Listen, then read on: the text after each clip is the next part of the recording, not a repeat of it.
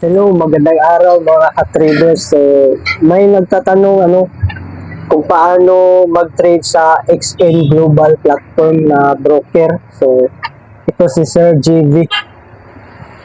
Siya nagtanong. So, ngayon ay ituturo ko sa inyo paano gamitin ang XN Global Trading Broker na ginagamit ko.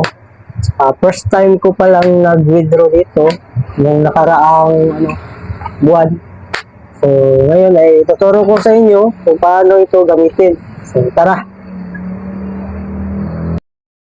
So, una ay dapat ay tapos na kayong mag-register dito sa XM Global Trading. So, ayan, i-open niyo yung account niyo. Tapos, kung makikita nyo dito, may ito na demo account na 10,000 na free para sa practice or pagpa-practice ninyo sa trading. Para makasali sa demo ay dapat mag-create kayo ng account at punta kayo dito sa change account. Makikita niyo dito may demo. So, i-click nyo lang yan. Pagkatapos, ayan, makaka-receive kayo ng $10,000 para sa pagpa-practice sa pag-trading. So, paano ba mag-trade? So, dito sa coach, punta kayo dyan sa ibaba. Tapos, pili lang kayo. Ito yung pangunahin nila na na trading na market. So, ayan, pinili natin yung gold. For example, itong gold. Mag-trade tayo. Para mas mabilis ang pag-trade, i-enable nyo itong one tap trade. Para isang click nyo lang ay makaka-trade na kayo. So, ayan, nag-click ako ng buy.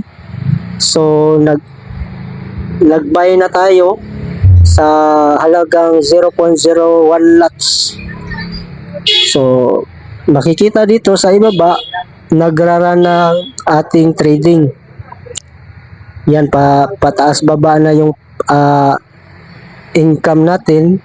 Loss pa tayo dito. Negative 0.62. So, para ma-close nyo ito, simple lang ay kapag nag-profit na kayo, yung maliit na sign dyan na X, ayan dyan. Pag nag-click nyo yan, pag i-click nyo yan, makikita nyo may lalabas doon na close. So, pag nag-profit na siya, i-close out nyo lang.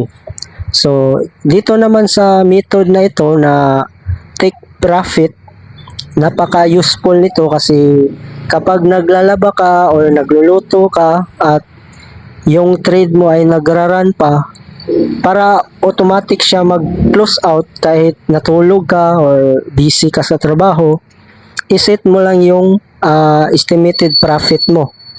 Ayan, yung gusto mong panalo. Kapag umabot na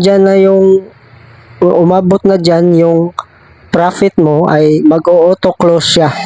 So, magpa-profit ka na. So, ito namang stop loss ay napaka-useful din nito kasi kapag gusto mo lang na dyan lang yung i-loss mo, ayan, dyan lang gusto mong i-loss.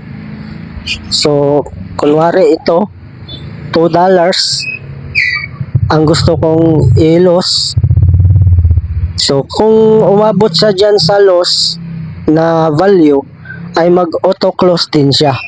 So ang purpose dito is hindi ka malulos ng malaki.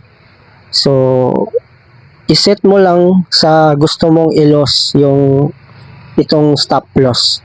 So, ganun lang siya. Ayan. For example, nag-close ako. Ganun lang.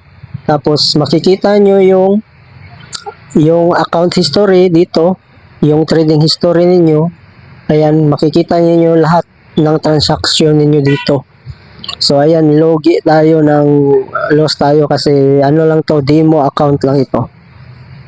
So, ayan, wala nang orders. Tapos, dito naman sa instruments, ay nandito lahat ng trading market. I-search nyo lang dyan sa pinakataas kung anong market na target ninyo na i-trade. So ayan, XRP. Pag click mo ng XRP, i-click mo itong plus sign para ma-add na siya doon sa quotes dito.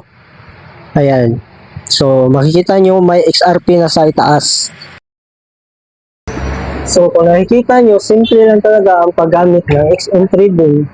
So kung gusto nyo magsimulang mag-trade, mag-register lang kayo gamit ang link ko nandiyan po sa description ng video.